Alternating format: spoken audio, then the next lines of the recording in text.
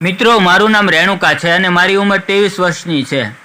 ઘરમાં મારા મમ્મી, બાબા અને હું એટલા લોકો રહીએ છીએ.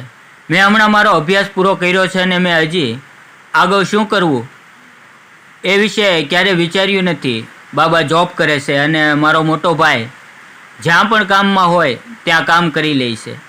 આમ તો જીવન સારું ચાલે છે, બધા લોકો ખુશ હતા, પણ આગળ મારી સાથે એવું થશે જે મેં સપને પણ વિચાર્યું નહોતું. એક દિવસ બાબાનું નોઈડાની અંદર ટ્રાન્સફર થઈ ગયું, એટલે અમારે બધાને અમારું ઘર મૂકીને ત્યાં રહેવા માટે જવું પડ્યું. ત્યાં અમે ભાડાનું મકાન રાખ્યું અને રહેવા લાગ્યા. મેં પણ વિચાર્યું કે હું પણ હવે નોકરી કરીશ અને ઘરમાં બાબાની મદદ કરીશ. એટલે હું નોકરી માટે એકથી બીજી જગ્યાએ, પણ મને કોઈ નોકરી મળી નહીં. મેં હાર માની લીધી. એટલે ઘરેથી કહ્યું કે કોઈ વાંધો નહીં, તને કોઈને કોઈ જગ્યાએ નોકરી તો મળી જશે. પણ એક દિવસ ગામડેથી ફોન આવ્યો કે માસીની તબિયત ખૂબ જ ખરાબ છે. એટલે મારા અમ્મી અને મોટા ભાઈ બંને તરત જ ગામડે જવા માટે નીકળી ગયા.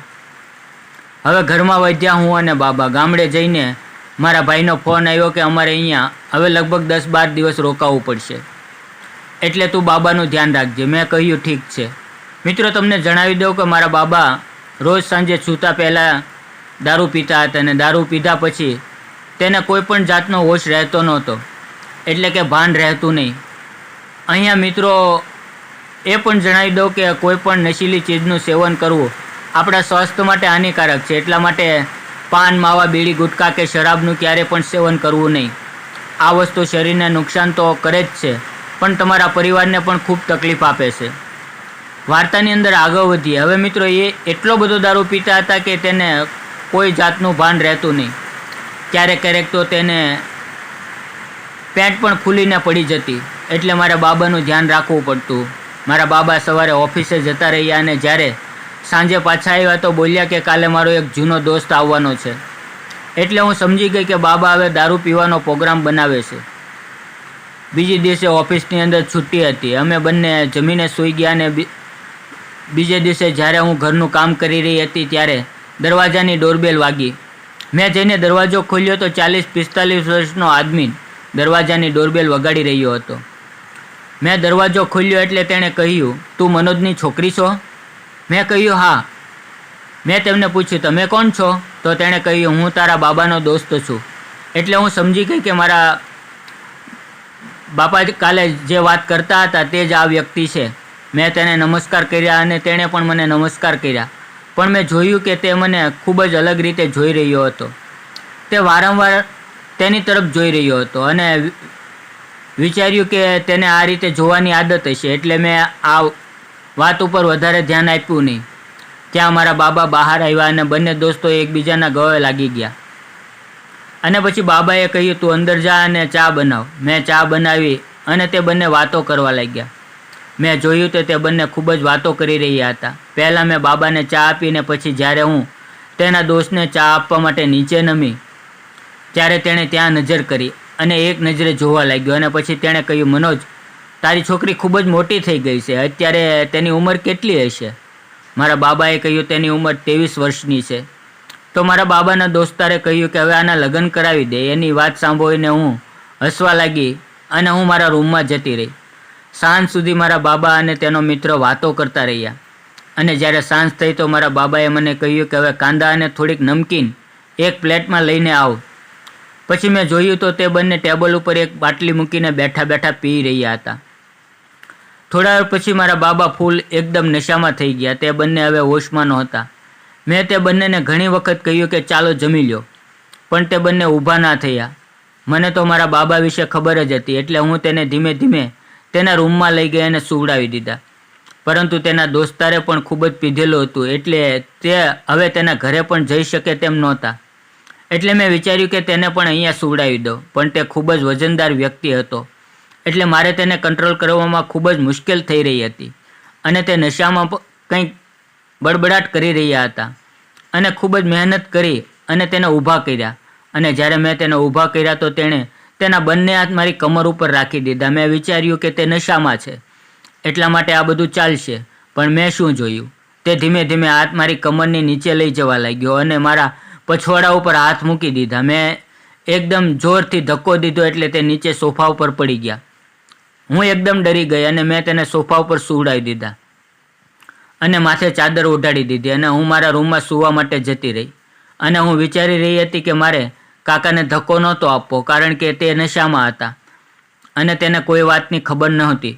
હું સવારે જ્યારે જાગી તો જોયું તો તે બંને હજી સૂઈ રહ્યા હતા. મેં તે બંનેને ચા પાઈ અને ચા પીધા પછી તે બંને ફ્રેશ થઈ ગયા અને પછી મારા બાબા ઓફિસે જવાની તૈયારી કરવા લાગ્યા અને મને કહ્યું કે જઈને નાસ્તો બનાવ. અને જ્યારે હું નાસ્તો લઈને આવી ત્યારે મારા બાબાનો દોસ્ત વારંવાર મારી તરફ જોઈ રહ્યો હતો.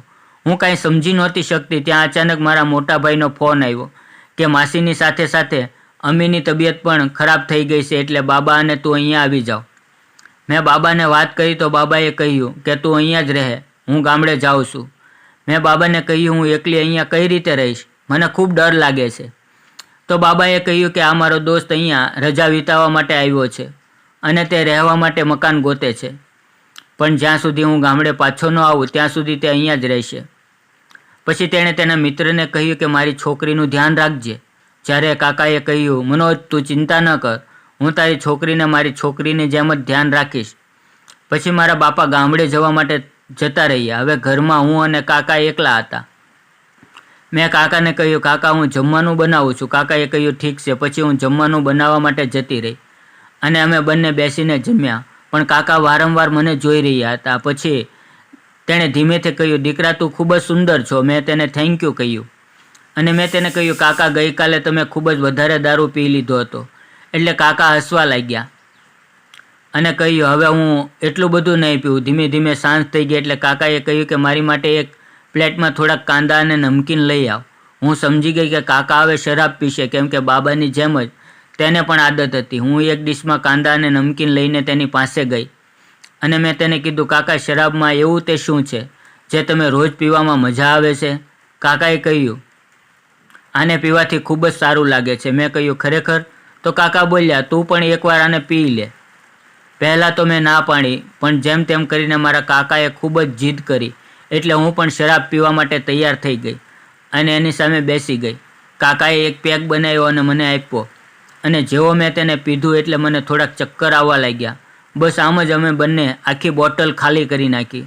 મને ખૂબ ચક્કર આવી રહ્યા હતા અને હું ઊભી પણ નહોતી થઈ શકતી. મેં જોયું કે કાકા ચાલી પણ રહ્યા છે અને હસી રહ્યા છે અને પછી તે મારી પાસે આવીને બોલ્યા બેટા તું ચિંતા ન કર, તારા મમ્મી અને માસી બંને ઠીક થઈ જશે. તેણે મને પાસે આવીને ગળે લગાડી અને મને જોરથી પકડી લીધી. પછી તેણે તેના બંને હાથ મારી કમર ઉપર રાખી દીધા અને પછી દીકરી તું ચિંતા ના કર, હું તારી સાથે છું. મને એટલો બધો નશો થઈ ગયો હતો કે હું ચાલી પણ નહોતી શકતી, એટલે હું નીચે પડી ગઈ. પછી કાકા મને ઉપાડીને રૂમમાં લઈ ગયા અને પછી તેણે અંદરથી દરવાજો બંધ કરી દીધો અને મારી પાસે આવીને સૂઈ ગયા. પછી જોર જોરથી હવા ચાલી રહી હતી. મને બરાબર યાદ નથી, પણ મારી હાલત ખૂબ ખરાબ હતી. હું ધ્રુજી રહી હતી. એટલે કાકાએ એક ચાદર લીધી અને મને ઓઢાડી અને તે પણ ચાદર ઓઢીને સૂઈ ગયા અને પછી મને ક્યારે ઊંઘ આવી ગઈ ખબર જ ન પડી. અને જ્યારે હું સવારે જાગી તો મેં જોયું કે મારા હાથ પગ ખૂબ જ દુખી રહ્યા હતા અને કાકા પણ બાજુમાં સૂઈ રહ્યા હતા. હું તેને જોઈને ડરી ગઈ, કારણ કે મારા અડધા કપડાં નહોતા. હું જલ્દી બહાર જવા માંગતી હતી, પણ મારાથી બરાબર ચાલી પણ શકાતું નહોતું. હું સમજી ગઈ કે અમારી વચ્ચે જરૂર કંઈક થયું છે, એટલે હું રડવા લાગીને રડતા હું બાથરૂમમાં જતી રહી. જ્યારે હું સ્નાન કરીને બહાર આવી તો કાકા પણ જાગી ગયા હતા.